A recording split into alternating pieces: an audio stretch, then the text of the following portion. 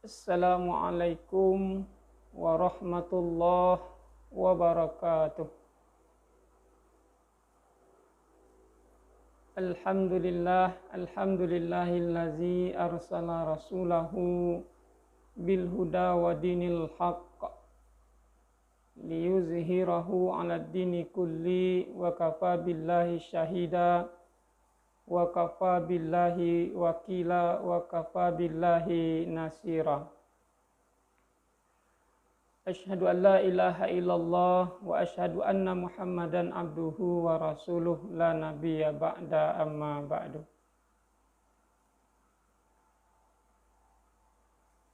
Pertama dan utama sekali, marilah kita mengucapkan puji dan syukur atas kehadirat Allah Subhanahu wa taala. Nah, sampai hari ini, detik ini, Allah masih senantiasa memberikan kepada kita rahmat, nikmat, baik itu nikmat iman, nikmat Islam, hingga nikmat kesempatan, sehingga kita dapat menghirup udara yang hari ini, merasakan hidup hari ini. Itu semua nikmat Allah, itu patutnya kita syukuri hendaknya. Karena jika kita menghitung-hitung nikmat Allah itu, kita tidak akan sanggup menghitungnya. Wa in ta'uddu ni'matallahi la tuhsuha. Salawat beriringan salam tidak bosan-bosannya kita hadiahkan kepada pucuk pimpinan umat Islam sedunia, yakni Nabi besar Muhammad sallallahu alaihi wasallam. Telah membawa umatnya dari zaman jahiliyah ke zaman Islamiyah, dari zaman kebodohan ke zaman yang serba berilmu pengetahuan, dari zaman kegelapan ke zaman yang terang benderang, yaitu minaz zulumat ilan nur, yang sama-sama kita rasakan pada saat sekarang ini. Kaum muslimin sidang maghrib dan isya yang berbahagia. Tema kita hari ini adalah jangan berlaku sombong. Karena sombong ini adalah sifat yang dibenci oleh Allah dan sifat yang dimiliki oleh iblis.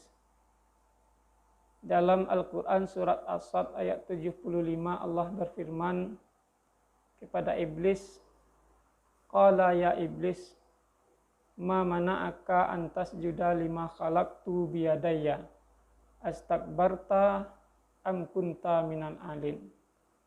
Allah mengatakan kepada iblis, qala ya iblis, wahai iblis, ma mana'aka antas juda lima khalaqtu biyadaya. Apakah yang menyebabkan engkau tidak mau sujud kepada orang yang aku ciptakan dengan kedua tanganku, kata Allah. Astakbarta am kunta minal alin. Apakah kamu menyombongkan diri am kunta minal alin? Atau kamu termasuk orang-orang yang meninggikan diri? Allah mempunyai dua tangan. Pertama disebut tangan jalaliyah. Artinya Allah Maha Kuasa.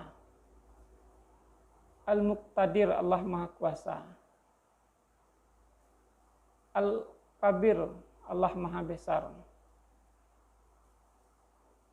Allah, tangan Allah Jalaliyah itu adalah Allah Maha Berkuasa. Yang kedua disebut dengan tangan Jamaliyah. Tangan Allah yang Maha Lembut. Ar-Rahman, Allah Maha Pengasih. Ar-Rahim, Allah Maha Penyayang. Al-Karim, Allah Maha Mulia. Maka di balik kuasanya Allah itu ada kelembutan. Karena ketika Allah menyuruh iblis untuk sujud kepada Nabi Adam, iblis tidak mau sujud kepada Nabi Adam. Maka Allah mengeluarkan iblis dari surga, tapi permintaan iblis tetap dikabulkan oleh Allah, bahwasanya umurnya dipanjangkan sampai hari kiamat untuk menggoda umat manusia. Ketika Allah mengatakan dalam surat Al-Baqarah ayat 30 itu, Wa iz qala rabbuka lil malaikati inni ja'ilun fil ardi khalifah. Dan ketika Allah hendak menjadikan khalifah di muka bumi,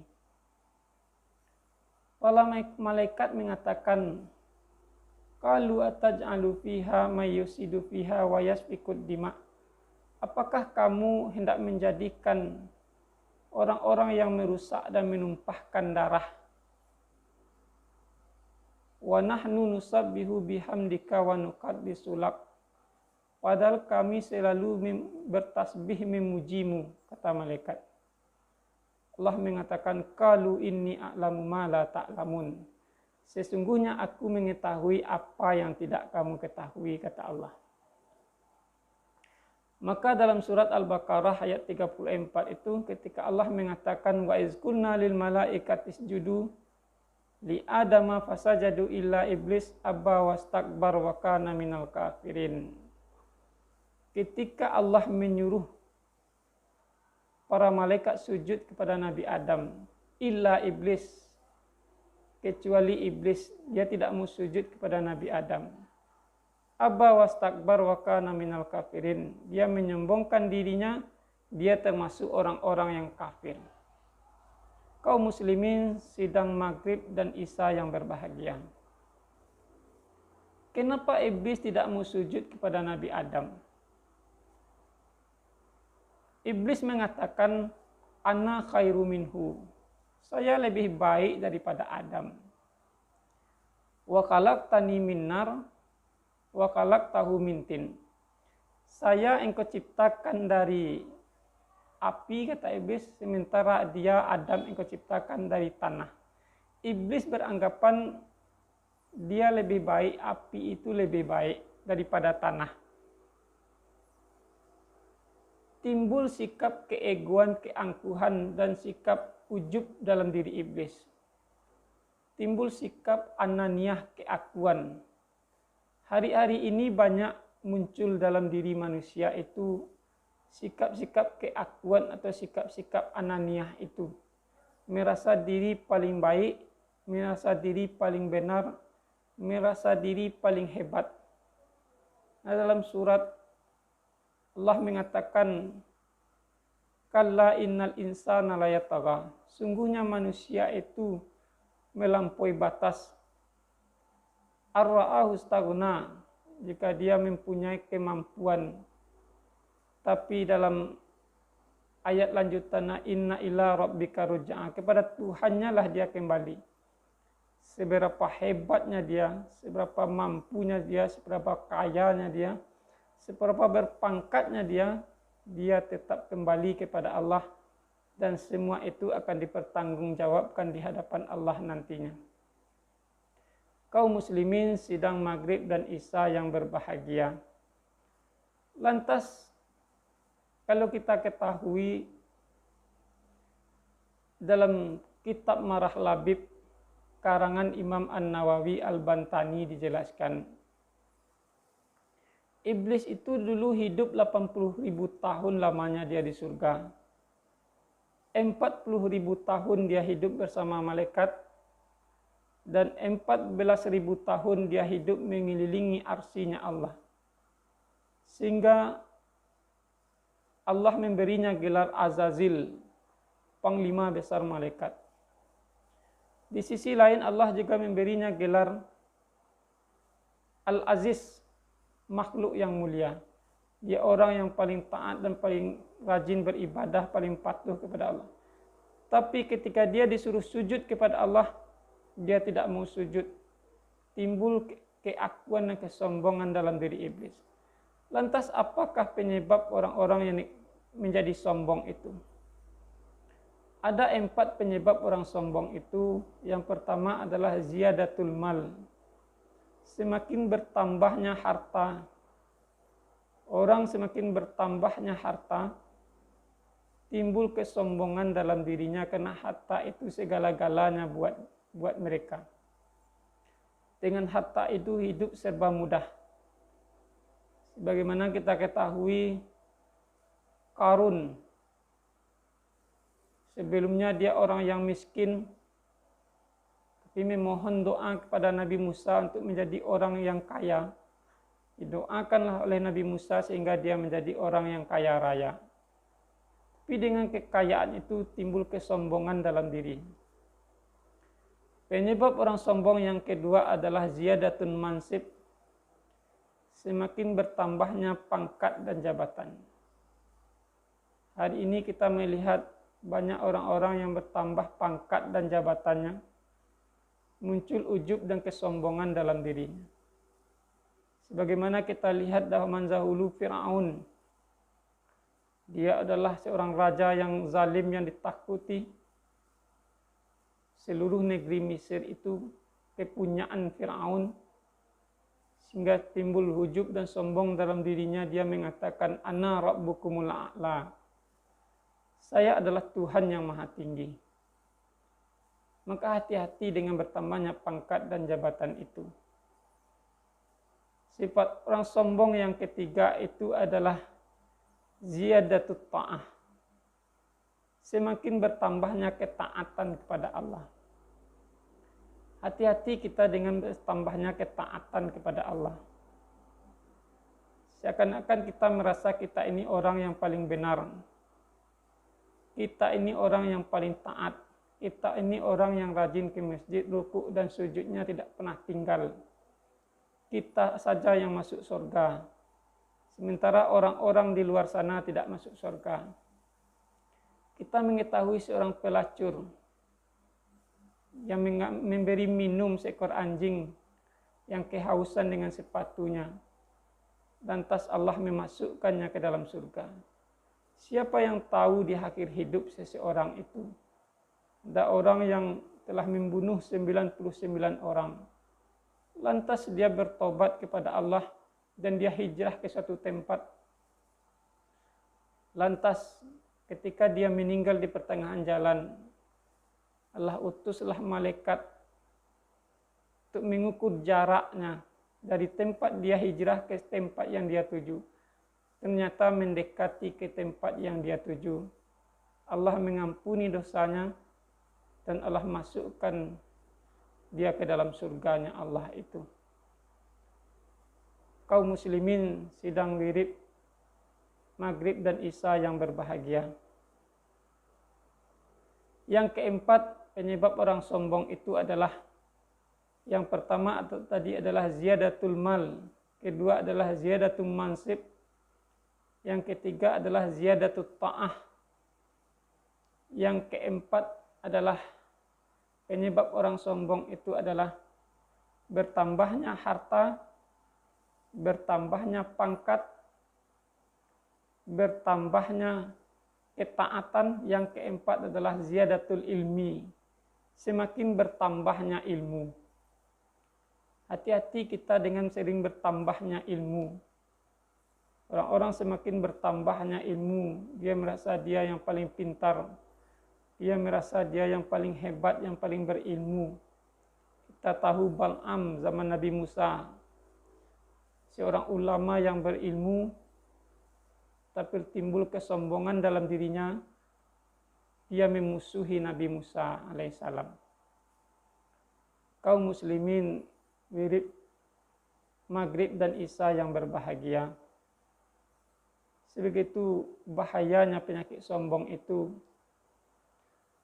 Dalam hadis Nabi yang diriwayatkan Abdullah bin Mas'ud mengatakan, La yadkhulul jannata man kana fi qalbihi miskala zarratin min kibrin. Tidak akan masuk surga orang-orang yang ada di dalam hatinya itu sebesar biji zarah penyakit sombong. Para sahabat bertanya, qala rajulun ayyakuna sabuhu hasanan wa na'luhu hasanatan.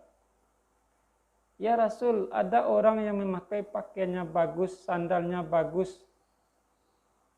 mobilnya bagus, bajunya bagus, apakah itu disebut sombong? Rasul menjawab, qala innallaha jamilun yuhibbul jamal. Sesungguhnya Allah itu indah dan menyukai keindahan. Al-kibru batarul haq wa ghamtun nas. Yang dikatakan sombong itu adalah batarul haq wa ghamtun nas. Menolak kebenaran, wa ghamtun nas, dan meremehkan orang lain. Itulah yang disebut dengan sombong. Maka hati-hati kita hari ini ketika sesuatu itu benar walaupun dari anak kecil, maka harus kita terima. Dan jangan kita meremehkan orang lain. Ketika kita orang yang memakai mobil meremehkan orang yang memakai motor. Kita yang memakai motor meremehkan orang-orang yang bersepeda. Jangan berdesir dalam hati ini meremehkan orang lain. Kita yang paling hebat, kita yang berpangkat, kita yang mempunyai harta, seakan-akan meremehkan orang lain. Lantas siapa yang tahu di akhir hidup ini, kita hari ini orang yang paling alim.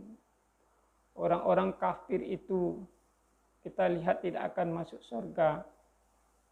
Lantas suatu saat nanti dia bertobat kepada Allah, Allah mengampuni dosanya dan Allah masukkan dia ke dalam surga.